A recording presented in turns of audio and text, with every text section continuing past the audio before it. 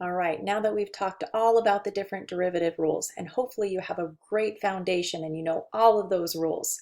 Because if we were in class, I probably would have quizzed you about 4 or 5 times by now on all those different rules. So if you're struggling, still remembering the quotient rule or the product rule, you need to make sure that you practice more, because that's just the first step in doing all of these problems, is knowing the rule. Then you actually have to be able to apply the rule to actually find a derivative. And we're going to be finding the derivatives in every single chapter from here on out, including chapter 13. That's where we're at now. In chapter 13, we're going to talk about how we can use the derivative to figure out certain behaviors of graphs. We can use the derivative to figure out when a graph is going up or increasing. We can figure out when a graph is decreasing. And then if we can do that, we can figure out where we have those little relative minimums or maximums, the little hills or the valleys. Sometimes I call them humps. I know it's weird. But we can figure out all different types of characteristics of a graph by just using the derivative. We're also going to start to talk about what we call the second derivative, the derivative of the derivative, and figure out where a graph is concave up or maybe concave down. We're going to be talking about all of these things in chapter 13, so please make sure that you know the rules for derivatives so that you can find lots of different derivatives.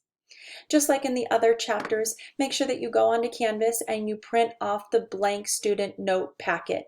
At the very beginning of the chapter, make sure that you're listening to all of the lessons and the examples in each of the sections. You see 13.1, 13.2, and 13.3, actually only 3 sections in this chapter.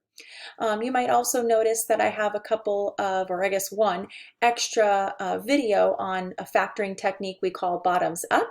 That's factoring when you have 3 terms and a number in front that's not 1.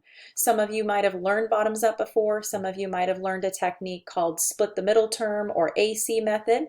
If you like those ways, then that's fine too, but bottoms up is another method of factoring. And so if you're not quite familiar with that, or want a little extra practice, then you can look at the video that I have for bottoms up. And then I've even posted a worksheet for you to practice if you'd like to do a couple of practice problems in case that factoring ever comes up. Make sure that when you are done finishing all the notes, you filled out all the examples with me, you filled out all of the blanks, you followed along as you're watching the videos, you submit a picture of your completed notes in the completed notes section here in Canvas, making sure that it's in order, making sure that it's clear, making sure that it's vertically, and I can quickly scroll through to make sure that you've done everything you're supposed to do in chapter 13. Remember, as you're taking the test, take out a piece of paper and very organized, make sure that you number each question and you show all of your work for all of your problems.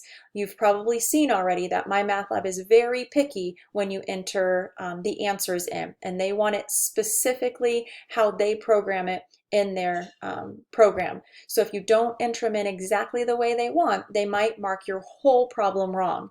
Even though you've done almost all of it right, it might not give you any credit. And I'd like to be able to read through your work easily, so make sure it's organized and clear so that I can figure out where you made your mistake, or if you didn't make a mistake at all and you deserve full credit, you just entered the answer a little bit different than they expected.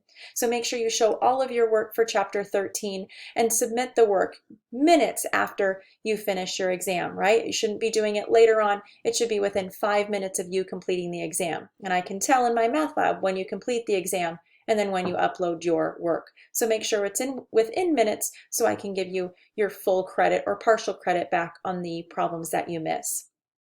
Also make sure that you're taking the time to do the homework and work out the review in chapter 13. Before taking the test, if you do that review with at least an 80%, I'll give you extra credit on your test. 1, that's going to help you review for the test, and 2, it's going to boost your grade a little bit, right? So please take some time to do all of the homework and that chapter 13 review before taking your chapter 13 test. As always, let me know if you need anything.